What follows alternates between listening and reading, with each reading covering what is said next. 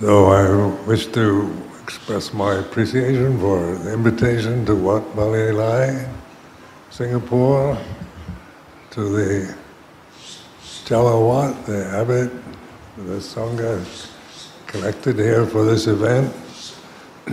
I've been in Singapore for about 3 days now, and I always like coming to Singapore. This is my third time as a Buddhist monk. I came to Singapore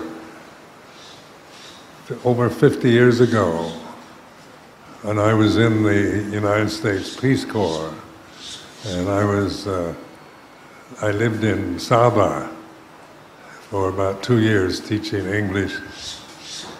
But then Singapore was still a part of Malaysia, and so when I had this opportunity to come a few years ago, come back after 50 years absence, I was quite impressed by the development, the cleanliness, the order that exists here in this city.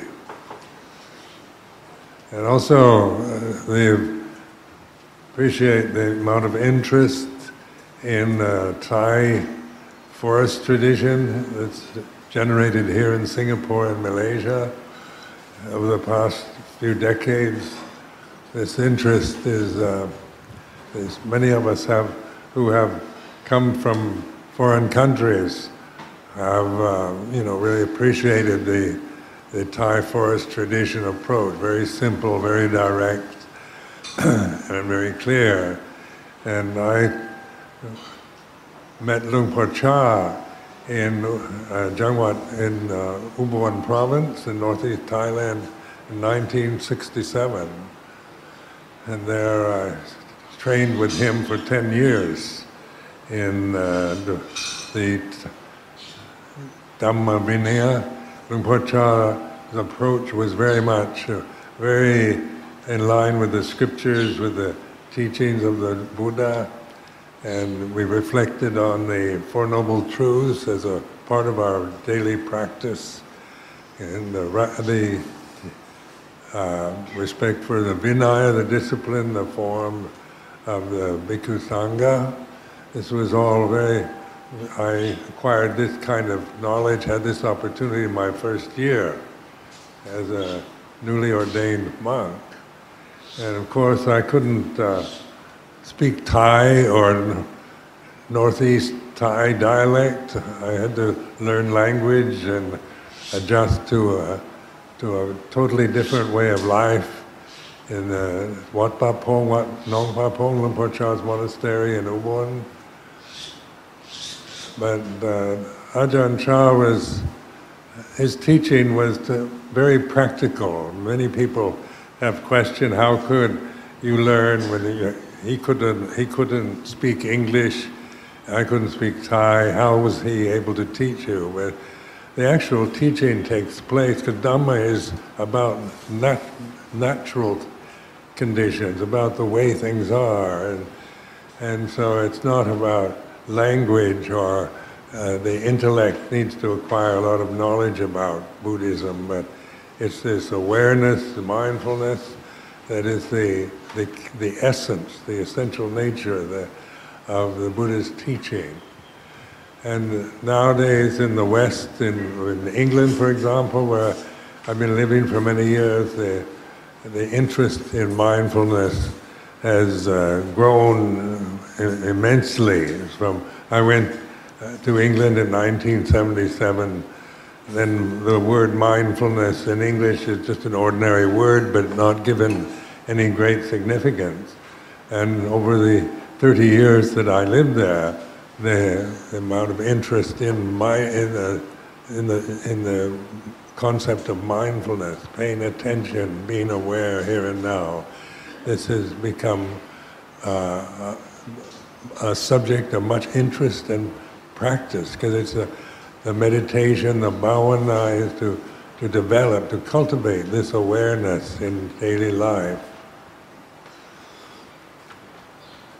And so, coming to Singapore, we will be going to Indonesia for a week, and then to Malaysia, to Kuala Lumpur, and Penang. This journey is to encourage all of you in your life as a Buddhist, both in dana and generosity and sila, the moral precepts, the 5 precepts, and bhavana, the meditation. It's a complete path establishing the basis of our lives, a way to live in the world with self-respect and peace of mind is through dana, sila, through generosity, and through the respect for the 5 moral precepts, the 5 sila. And this is a foundation for bhavana, for meditation practice. So we need a foundation. If we just start from ideas of meditation, then we get very confused because, we trying to explain the process of meditation in words oftentimes makes it sound very complicated, and many people feel they can't do it because it sounds so complicated through the descriptions. But with the basis of dana, of generosity, and sila, this gives a kind of stable foundation, a sense of hiriyottapa, of self-respect, and which encourages the development of meditation or mindfulness. The Buddha's teaching about being aware, paying attention here and now, because so much of our education, our cultural conditioning, modern education is all about, learning information now for the future, to get the degree at the university or get through the system to get a job. The idea of here and now is missed because so much of our interest lies in the future, in what we hope will happen in the future. Or we think about the past. But with the practice, with bhavana or meditation, Buddhist meditation, it's about being aware in the present. It's not about doing something now to get enlightened in the future, but being this awareness in the present moment is like this. So it's not an intellectual experience at all. It's very practical, very direct. Because the Dhamma is here and now. It's not about something you get. And if you're good, you get the Dhamma in the future. You're rewarded with it. It's awakening to Dhamma through awareness, through mindfulness, that we begin to see, the way things are, the suffering that we experience through not knowing Dhamma, not taking refuge in Dhamma.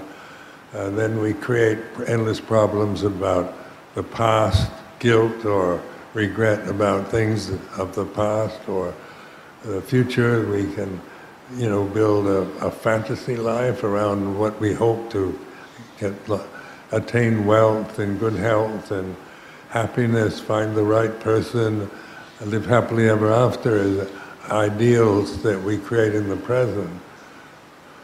But the future, at this moment, here and now, as we're sitting here in this sala, is, what is the future? It's a thought, you're thinking tomorrow, next year, next week, and so we're creating the idea of a future in the present. But the future is unknown. It's possibility, it's potential, it's hope, it's fear, it's dread about the future in the present moment. So with awareness, mindfulness, we can be aware, pay attention to the way we hope for happiness in the future or dread possibilities of failure and sickness in the future and loss. We're always aware here and now, and the future is unknown, its potential, its possibility.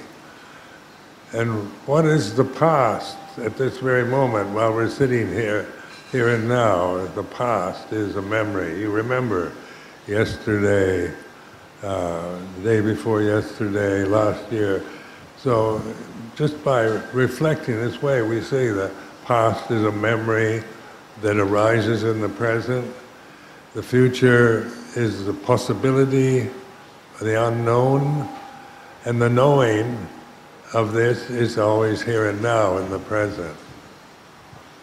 So we train ourselves with this very simple ability to open, to listen, to observe, to investigate. The Buddhist teachings are open for investigation. They're not doctrines or dogmas that you grasp or believe in. They're pointing directly to experience, the reality of being a conscious individual here and now at this time, and the feeling, what we see, hear, smell, taste, touch, think. All this is passing through consciousness here and now, and we take our refuge in awareness, or Bhutto, the mantra, the Kamburigam that Luang Por used and trained us with. The name of the Buddha is being aware, being awake and aware here and now, and being the knower, the present, the feeling that you're experiencing is the way it is, whether it's pleasant or unpleasant. Then you're not interested in the quality or the condition of it, but the awakening to the present moment is like this. So bhavana is always remembering, reflecting, here and now, this is the way it is. We open to Dhamma, we take refuge in Dhamma by being this aware, awake individual, aware of the way sankharas, sape sankharani cha, all conditions are impermanent. This is the most common reflection we have in vipassana meditation. We think all conditions are impermanent. All Dhamma, it's not personal, it's not a separate self that divides and separates men from women, young from old, foreigners and Singaporeans and so forth. These are the thinking process. But Dhamma is a unitive awareness that we surrender our sense of our separate identity to be this awareness itself.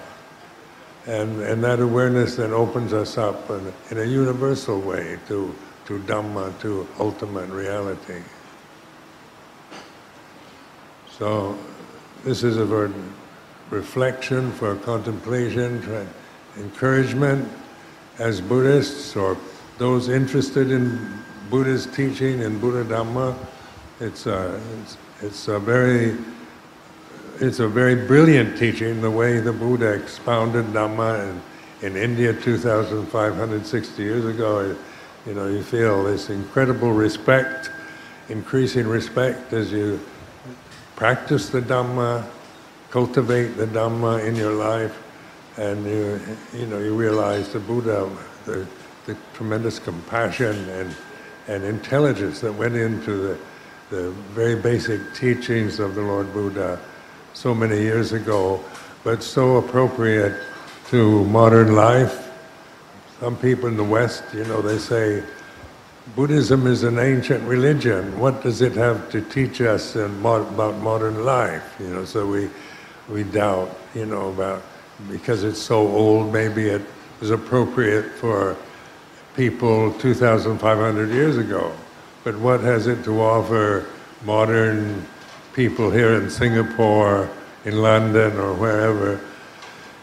But the Buddha established the teaching not on cultural traditions of a particular age, but on the way things are. So the Dhamma is here and now, it's timeless, it's not bound, it's not culturally tainted, it's not Asian or European, it's not old-fashioned, ancient mystic teaching. It's very much about the present moment, here and now, which is where, we can all relate to that. It's not about some ancient Indian religion, but about life itself, being human, and how to deal with experience of birth, old age, sickness, and death with wisdom, with compassion, with understanding. So I offer this for your reflection.